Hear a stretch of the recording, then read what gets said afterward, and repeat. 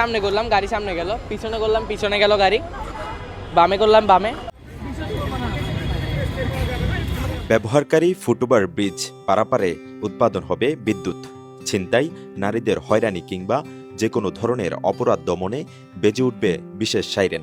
সাইরেনের সাথে সাথে নিকটস্থ পুলিশ স্টেশনে পৌঁছে যাবে অপরাধের খুদে বার্তা। এমন সব স্বয়ংক্রিয় পদ্ধতি অবলম্বন করে তৈরি করা হয়েছে স্মার্ট ফুটওভার ব্রিজ। চট্টগ্রামের সায়েন্স ফেয়ারে খুদে বিজ্ঞানীরা এমন সব আধুনিক উদ্ভাবনী চিন্তার প্রকাশ ঘটিয়েছে। আমাদের স্মার্ট ফুটওভার ব্রিজে রয়েছে অনেক ধরনের সুবিধা, বিদ্যুৎ উৎপাদন ব্যবস্থা, security system, mobile charging system, নিরাপদ পানি। ফুটওভার ব্রিজের সাথে অনেকগুলো প্যানিক বাটন রেখেছি। যখন ওই ব্যক্তিটি বিপদে পড়বে, সে যদি এই প্যানিক বাটন প্রেস করে, তাহলে সাথে সাথে একটি SMS জিএসএম মডিউলের মাধ্যমে নিকটস্থ থানাতে যাবে, পুলিশ বক্সে যাবে, দায়িত্ববান ব্যক্তির কাছে চলে যাবে। এছাড়া একজন পঙ্গু ব্যক্তি তার হাতের ইশারায় চালাতে পারবেন হুইল চেয়ার। বিজ্ঞান মেলায় রোবট, পরিবেশ বর্জ্য পুনঃপ্রক্রিয়াজাতকরণ ও টেকসই ব্যবস্থাপনা, পানি বিশুদ্ধকরণ, আধুনিক কৃষি সহ নানা ধরনের উদ্ভাবনী বিষয় খুদে বিজ্ঞানীদের এবারের প্রদর্শনীতে উঠে আসে। আমরা হাতকে নাড়াচাড়ার মাধ্যমে একটি হুইলচেয়ারকে কন্ট্রোল করতে পারবো। আমরা এখানে ব্যবহার করেছি আরডুইনো ন্যানো জাইলো সেন্সর এবং NRF মডুলেটর। এটা থেকে এখানে সিগন্যাল যাবে যে হাত এরম করেছে, তুমি সামনে যাও, এটা সামনে নিবে।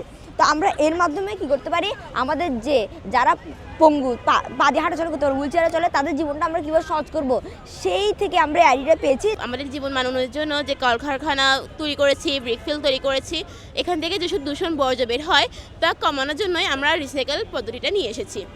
এখানে রিসাইকেল পদ্ধতি 3টা বাক্স রেখেছি। একটা হচ্ছে পচনশীল, একটা হচ্ছে প্লাস্টিক্স, আর একটা হচ্ছে যে আপনার ধাতব বস্তু। এটি মূলত একটি ব্যবস্থা যেখানে পচনশীল দ্রব্য এবং প্লাস্টিক দ্রব্য এই বর্জ্যগুলোকে আলাদা করে সেগুলো দিয়ে আবার নতুন পণ্য উৎপাদিত হবে। বুধবার সকাল থেকে বিকাল পর্যন্ত নগরীর জিসি কনভেনশনে বিজ্ঞান মেলার আয়োজন করা হয়। মেলায় নগরীর বিভিন্ন স্কুল কলেজের শিক্ষার্থীরা অংশগ্রহণ করে। এবারের মেলায় অংশ নিয়ে শিক্ষার্থীরা সকলের কাছে তুলে ধরেছেন নিজেদের বৈজ্ঞানিক কাজগুলো। আমরা আপনাদের যে আইডিয়া জেনারেট করতে চাইছি সেটা হচ্ছে, আমরা যদি মেডিসিনাল প্ল্যান্টসকে সায়েন্সের সাথে রিলেট করতে পারি, তাহলে পরিবেশ এবং জীব উভয় সমানে উপকৃত হবে। তাই এটিকে আমরা একটি বিজ্ঞান প্রজেক্টের আওতাভুক্ত করার চিন্তা করেছি। সোনালু গাছ, এখানে এটা ডায়রিয়া নিরাময়ে সাহায্য করে। তারপর হচ্ছে ইলেকট্রিক ডেইজি, এটি দাঁতের ব্যথা দূর করতে সাহায্য করে। তারপর হচ্ছে পেঁপে গাছ, এটি রক্তচাপ নিয়ন্ত্রণে সাহায্য করে।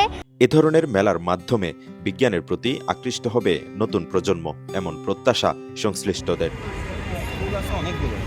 মেহরাজ হোসেন, কালের কণ্ঠ, চট্টগ্রাম।